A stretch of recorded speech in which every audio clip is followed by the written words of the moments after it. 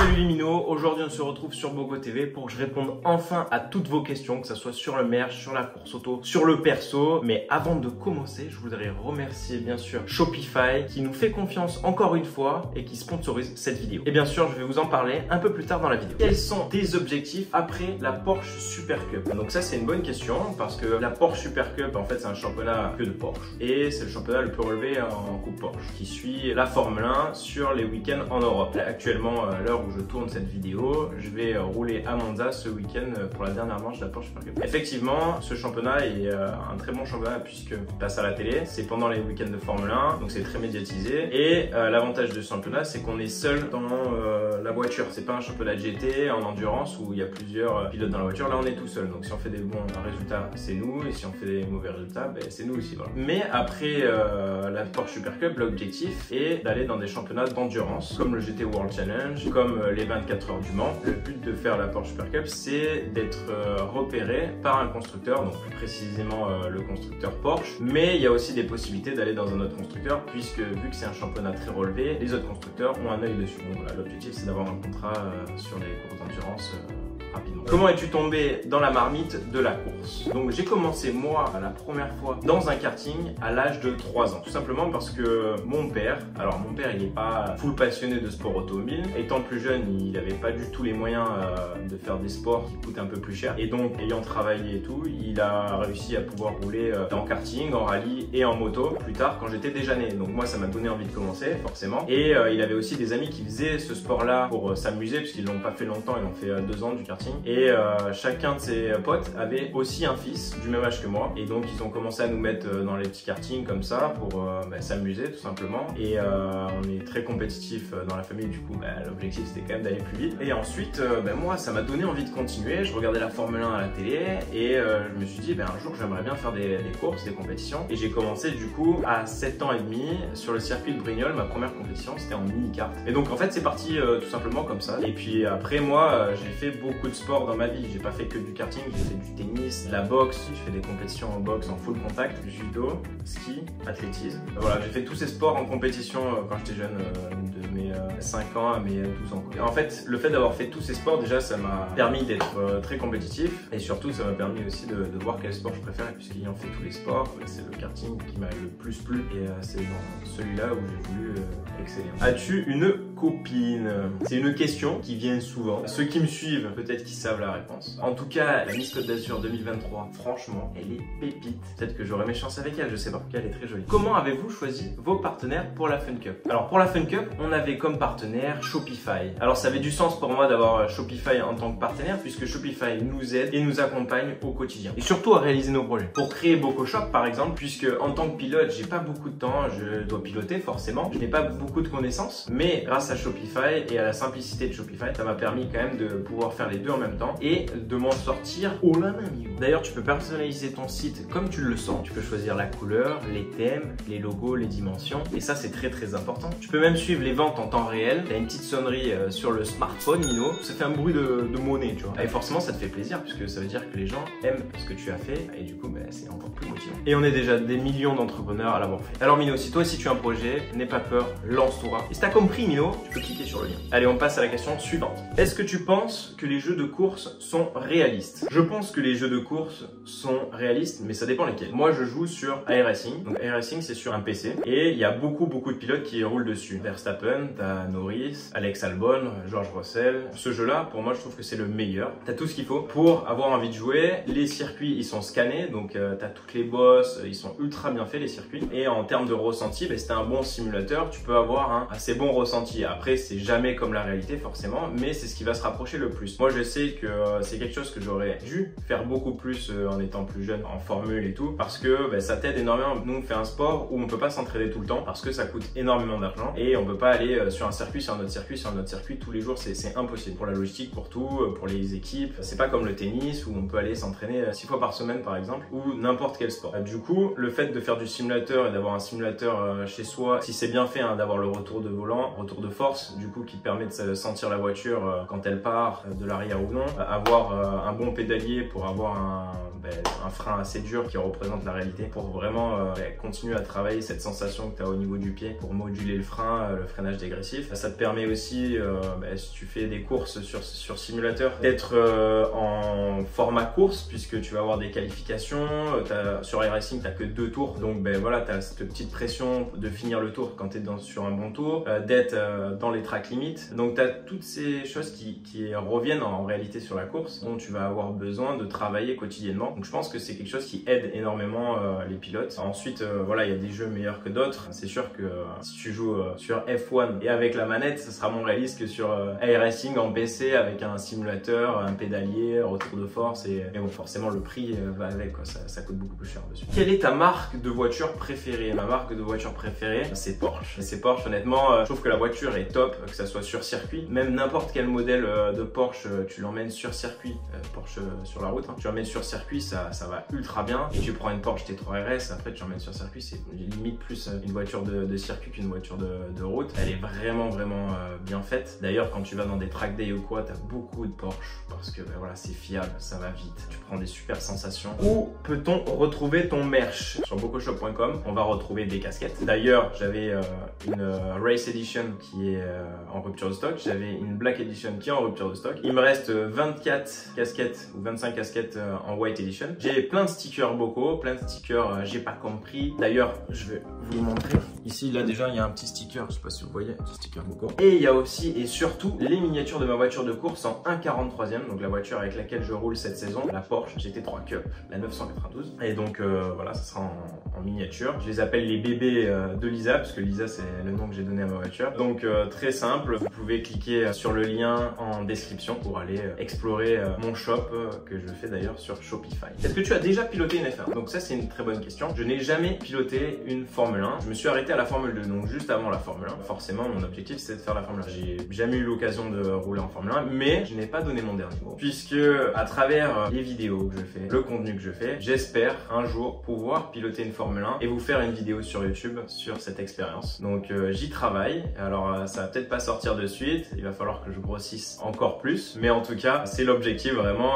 d'aller tester une Formule 1 et de vous montrer cette expérience. Est-ce une déception de ne pas avoir atteint la Formule 1? Cette question vient bien après celle d'avant. Alors effectivement, ne pas avoir atteint la Formule 1, ça a été une déception. Plus maintenant, mais au début oui forcément, parce que moi depuis que j'ai 5 ans, je regardais la Formule 1 à la télé et je me suis dit j'ai envie de faire pilote de Formule 1 comme beaucoup d'enfants. Sauf que du coup à force de faire les catégories, on commence championnat régional en karting, après championnat de France, après tu vas en international, après tu signes un contrat, parce que j'avais signé un contrat avec Gravity et Lotus F1 Academy qui était avant Renault et avant Alpine. J'avais signé un long contrat, mais ensuite ils ont arrêté et donc j'ai perdu ce contrat. Mais d'avoir fait tout ça, d'avoir gagné des courses, des championnats, forcément ça te donne de plus en plus de motivation, de plus en plus de... Enfin tu y crois de plus en plus tout simplement. Moi de mes 5 ans à mes 20 ans, j'ai cru que je pouvais aller en Formule 1 parce que je me suis donné tous les moyens pour y arriver. Dès que j'allais courir pour faire du sport, le dernier kilomètre je le faisais à bloc parce que je me dis le mec qui va arriver en F1, ça va être celui qui va rien lâcher jusqu'au bout. Et vraiment c'était mon objectif de vie quoi.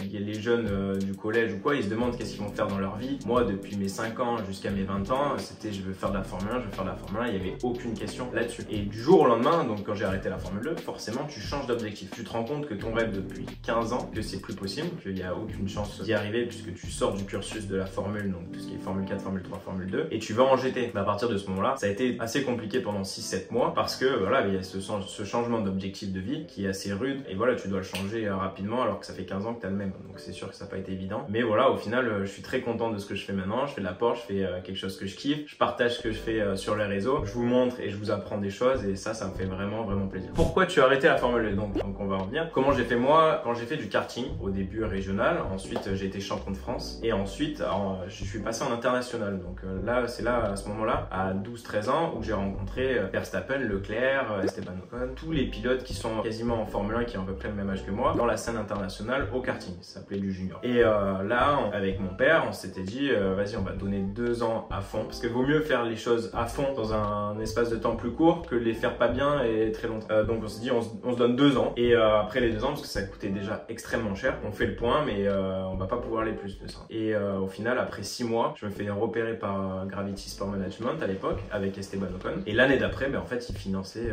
toutes mes saisons jusqu'à la Formule 3. Donc j'ai une chance énorme à ce moment-là. Et donc le problème, c'est que après la Formule 3, ils arrêtent le programme, plus de programme qui existe, et Renault reprend l'écurie, et du coup il n'y avait plus Lotus. Donc je me retrouve entre guillemets à pied sans les aides que j'avais avant. Et donc j'ai dû retrouver des partenaires, me débrouiller, descendre d'une catégorie. Donc c'est là où j'ai fait la Formule Renault. J'ai été vice-champion d'Europe juste derrière Lando Norris cette année-là. Mais voilà, toujours très compliqué à trouver les partenaires. Je suis arrivé toujours à m'en sortir en trouvant des partenaires au dernier moment pour qu'ils me financent la saison. Mais le problème, c'est que quand tu les trouves au dernier moment, les très bonnes écuries, elles ont déjà été prises par d'autres pilotes qui ont trouvé les financements avant. Donc ça a été très compliqué d'aller dans les bonnes écuries au bon moment. Je suis parti en Formule 3, en GP3. J'ai fait des très bons résultats, j'ai eu des victoires, j'ai eu des podiums. Mais j'ai pas gagné des championnats parce que il y a une des raisons, c'est que quand t'es pas dans une top équipe, faut le regarder aussi en Formule 1, si t'es pas chez Red Bull ou Mercedes, c'est très compliqué d'aller gagner une course. C'est la même chose en Formule 2 et en Formule 3, mais c'est moins grand parce que forcément il y a moins d'écart entre une écurie et une autre en Formule 2 ou Formule 3, mais ça reste quand même très important. Donc voilà, et ensuite ça a été très compliqué pour moi d'être repris par une écurie de Formule 1 qui avait un junior programme puisqu'ils avaient déjà pris leur pilote. Et donc en Formule 2, j'ai réussi à trouver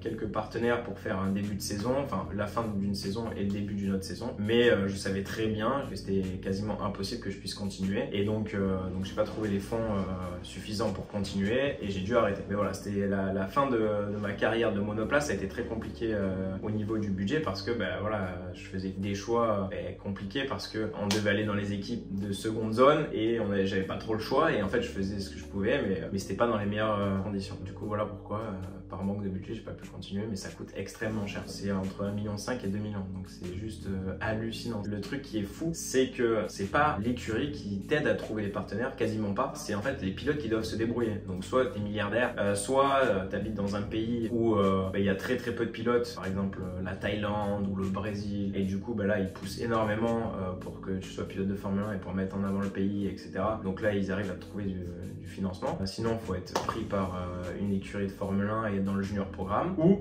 essayer de se débrouiller, mais bon, ça marche mais pas trop quoi. La différence entre la Porsche Cup et la Porsche Super Cup. Donc la Porsche Cup et la Porsche Super Cup, c'est deux championnats différents. Donc la Porsche Cup, donc moi je fais la Porsche Cup France, mais en fait la Porsche Cup, tu as la Porsche Cup France, la Porsche Cup Italie, la Porsche Cup aux États-Unis, la Porsche Cup en Australie, la Porsche Cup en Chine. Enfin, t'as beaucoup de Porsche Cup. T'as compris, Minou? Ensuite, tu as la Porsche Super Cup. Donc la Porsche Super Cup, c'est le championnat le plus relevé. Du coup, c'est là où tu es en même temps que la Formule 1. Donc les autres, c'est des championnats nationaux, et là, c'est un championnat international. Ça se passe qu'en Europe, par contre. C'est pour éviter que les équipes aillent payer et que ça coûte beaucoup plus cher. Ils font tout en Europe. Normalement, c'est le championnat le plus relevé, c'est la Porsche Super Cup. Et ensuite, tu as les meilleurs de chaque cup en fait qui essaient de se retrouver du coup tous sur la Super Cup. Par contre, ce qui va changer entre la voiture de la Porsche Carrera Cup France et la voiture de la Porsche Super Cup, il va avoir le poids du pilote. Le pilote doit faire 85 kg ou 80 kg, je sais plus exactement. Je crois qu'il y a 5 kg d'écart. Donc en fait, si tu fais pas 85 kg, il te rajoute du poids pour arriver jusqu'à 85 kg dans la voiture. Et en Carrera Cup France, je crois que c'est 90. Je crois qu'il y a 5 ou 10 kg d'écart, je me rappelle plus exactement. Il y a aussi le pot d'échappement. On a un pot d'échappement libre en Porsche Super Cup et on a un semi-silencieux en Porsche Carrera Cup France. Donc ça joue au niveau du son surtout. La performance, ça joue à quelques dixièmes, hein, c'est pas énorme. Par contre, le bruit, ça change énormément. D'ailleurs, nous, quand on est en Porsche Super Cup, surtout à Monaco, dans la ville et tout, ça résonne et ça fait un bruit de monstre, c'est incroyable. Il y a aussi une différence notable, c'est-à-dire que nous, quand on fait des courses en Porsche Super Cup par rapport à la Porsche Carrera Cup France, on n'a pas le droit d'avoir nos propres caméras embarquées. En fait, c'est des caméras qui sont pour analyser les faits de course ou pour mettre à la télé, mais nous, on n'a pas le droit de récupérer nos caméras embarquées pour analyser, pour apprendre, pour s'améliorer d'une séance à l'autre. Ça, c'est parce que on a signé comme quoi on pouvait pas avoir des vidéos pendant un week-end de Grand Prix de F1 parce que ces droits-là appartiennent à la Formule 1 et enfin voilà, et du coup ils te font signer des trucs comme quoi tu n'as pas le droit. Quel rallye vas-tu faire? Donc effectivement, pour ceux qui me suivent déjà sur Instagram, je vous rappelle mon Instagram Doran Procolaci, j'ai 3 concepts de vidéos sur la chaîne YouTube. Le premier, c'est prête-moi ta caisse, où je teste différentes voitures sur le circuit du Luc, le circuit du Var, et à la fin de la vidéo je fais un chrono avec. Le deuxième, c'est je teste différentes catégories dans le sport automobile, et d'ailleurs le rallye c'est une des catégories que je veux tester. Et il y a aussi je teste différents sports avec différents champions. Donc là j'ai fait qu'une vidéo pour l'instant, c'est avec Florent Manodou en natation, mais il y en a d'autres qui vont arriver. Donc pour revenir sur le deuxième, je teste différents sports automobiles. Donc j'ai déjà testé le camion de course, j'ai déjà testé le trophée en brosse, j'ai testé le rallycross et du coup je me suis dit ça serait cool de faire un rallye en fin d'année pour tester le rallye tout simplement, mais pas juste le rallye en essai. Genre je veux vraiment tester le rallye en rallye. On va faire un rallye, un vrai, avec des spéciales, des temps chronométrés, des concurrents. Et donc je me suis dit que ça serait bien de faire le dernier rallye du championnat de France Terre sur le Vaucluse, il me semble. Je vous remets les dates ici, mais en tout cas il y a de grandes chances, il y a 95% de chances que j'y suis. Donc si vous n'êtes pas loin et que vous êtes disponible, venez me soutenir pour mon premier rallye. Et bien sûr je vais vous faire une vidéo YouTube là-dessus pour expliquer comment j'appréhende, comment je vais préparer ce rallye, comment ça va être pour la prise de notes, les entraînements avant, comment je vais faire, et puis pendant le rallye, mon ressenti, des vidéos extérieures, des vidéos on-board, vraiment pour vous faire de A à Z le rallye, ce que c'est et comment tu t'immerges là-dedans. Est-ce que tu as déjà parlé avec Max Verstappen? Donc Max Verstappen, c'est le gars imbattable en Formule 1 en ce moment. J'ai eu la chance de rouler avec lui en karting, notamment en junior dès ma première saison en karting, et aussi en 2013 il me semble. C'était pas mon coéquipier, mais il était dans la même équipe que moi. Donc moi j'étais en junior et lui il était dans la catégorie juste au-dessus puisqu'il a un an de plus que moi. Donc dès qu'il allait dans une catégorie, moi je le rejoignais dans sa deuxième année, moi c'était ma première année. Mais là du coup on était vraiment dans deux catégories différentes et on était dans une équipe qui s'appelle Intrépide. Et du coup j'ai pu partager des moments avec lui, j'ai des vidéos avec lui où on était dans un circuit en Angleterre où on s'entraînait. Enfin voilà, j'ai pu discuter plusieurs fois avec lui. Et voilà, je connais bien, j'ai son contact. Mais comme beaucoup de pilotes de Formule 1 actuellement, comme Charles, comme Esteban que je connais très bien. Donc voilà, d'ailleurs je suis chez lui actuellement. Du coup là il m'attend parce que du coup on doit aller courir et tout, s'entraîner. Mais je suis en train de faire une vidéo pour vous les gars. Donc voilà, je connais beaucoup de pilotes de Formule 1 et j'ai pu partager des podiums avec beaucoup, que ce soit en karting ou en monoplace. Et voilà, je les ai vus évoluer aussi tout au long de ma carrière.